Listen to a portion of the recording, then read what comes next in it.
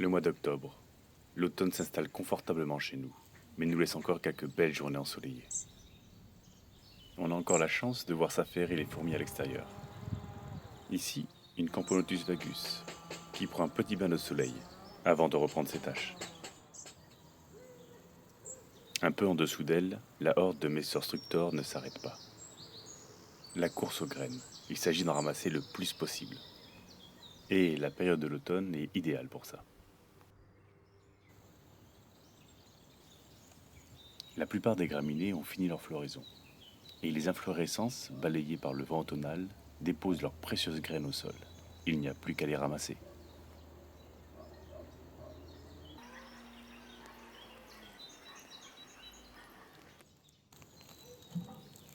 Parfois, certaines ouvrières partent à l'écart de leurs grandes autoroutes, afin d'y déceler de nouveaux trésors, de nouvelles zones de prospection.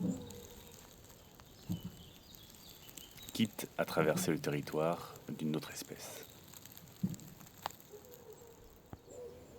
D'ailleurs, en parlant de ça, on se retrouve sur le territoire d'une confrère à Paulette.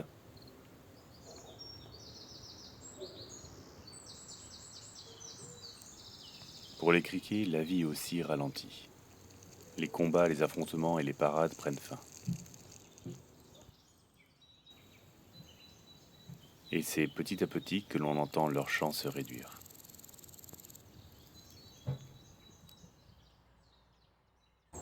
Salut les myrmiens, la diapo approche, mais on a encore de belles journées devant nous. Comme vous pouvez le voir, les fourmis sont encore bien actives. Et ce que je vous propose, c'est que, avant de terminer sur les mois d'hiver et le froid qui va s'installer, on va faire une dernière balade, une dernière observation nature. Et pour ça, on va aller direction le mont Aigual, à côté de chez moi, et on va aller observer l'essaimage des Solenopsis. Allez, c'est parti.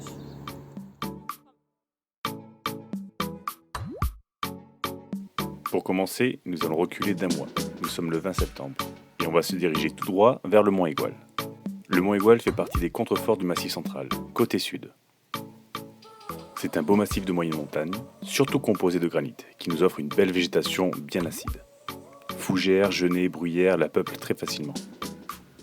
Et c'est dans toute cette végétation dense, mais au paysage grandiose, que je vais chercher mes petites Solenopsis. La Solenopsis est une toute petite fourmi, pas plus de 2 mm, et elle a une très belle coloration jaune. C'est une espèce très discrète. On dit qu'elle est endogène, c'est-à-dire qu'elle passe la plus grande partie de son temps sous terre. La meilleure façon de l'observer, c'est donc d'attendre la période de l'essaimage. Et ça tombe bien, c'est en ce moment, entre septembre et octobre.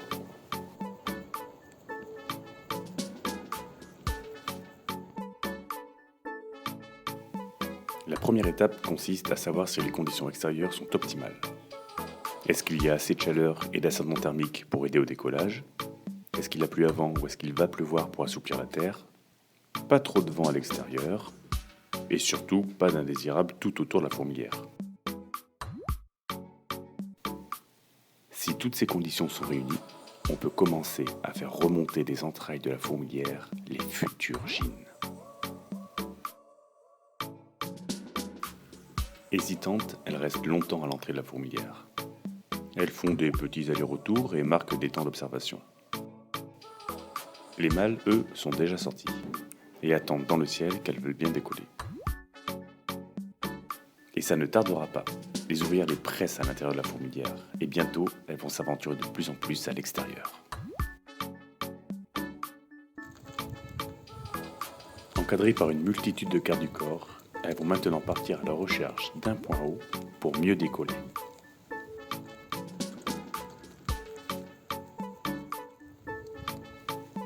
Une fois sur leur perchoir, la ribambelle d'ouvrières continue de les harceler. Ça pousse, ça pince, ça s'agrippe. On se demande parfois si elles sont vraiment là pour les aider ou bien pour les gêner. Et c'est une danse qui se met en place au bout de cette frêle tige. Une valse à 6 pattes qui dépasse les 12 temps. Une reine qui s'épate de voir tant de prétendants. L'attraction semble même être trop forte et certaines ouvrières restent accrochées à ces futures gînes, les empêchant clairement de décoller. On s'étire les ailes, on s'échauffe.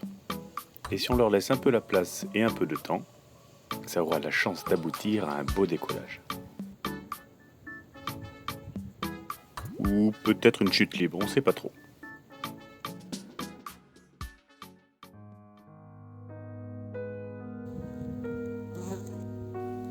Certaines djinns, hélas, seront allées chercher un point haut un peu trop loin, en dehors de leur périmètre de sécurité. Ou bien elles auront atterri au mauvais endroit au mauvais moment. Ici, avec son camouflage incroyable, la faisant passer pour une roche à mes yeux, une réduve de la grande famille des punaises, elle aura réussi à attraper une djinn. Et avec son rostre, elle va la piquer pour absorber tout l'intérieur. Enfin, elle commencera à le faire dès qu'elle ne sera plus gênée par cette petite ouvrière.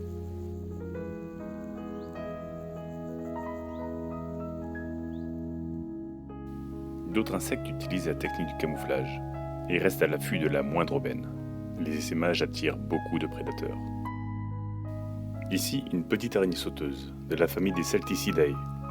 Elle aura réussi à attraper cette djinn tout en haut de cette tige d'herbe. Ces 2 chélicères sont plantés dans l'abdomen de la djinn. Elle va bientôt pouvoir commencer à aspirer l'intérieur.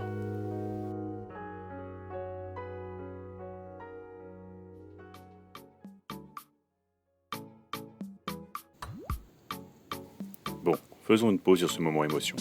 Et retrouvons Cric-Crac, notre copain criquet battant la mesure. Car pendant que d'autres s'envolent, pour les autres, la vie continue. À défaut de s'accoupler, autant trouver un autre excès. La gourmandise est toute trouvée. Et pendant que certains s'affairent à un dîner presque parfait, d'autres atterrissent tout autour à la recherche d'une cavité. Malgré un taux de mortalité conséquent, certaines djinns arrivent tout de même fécondées au sol, et après s'être arraché les ailes, cherchent un nouvel endroit pour fonder. Il ne faut pas traîner. Chaque infractuosité est méticuleusement observée. Heureusement, les dernières pluies ont ameubli la terre, ce qui va aider la djinn à creuser sa première chambre. Égard aux retardataires, car les autres fourmis aux environs sont aux aguets. Ici, une tapinoma qui ramène un goûter royal. Après les djinns, ça sera au tour des mâles, retombés au sol, qui offriront un dernier grand festin. Et c'est avec cette dernière prise que notre exploration s'achève. En espérant que cette vidéo vous aura bien plu, je vous dis à une prochaine pour une nouvelle observation nature. À bientôt!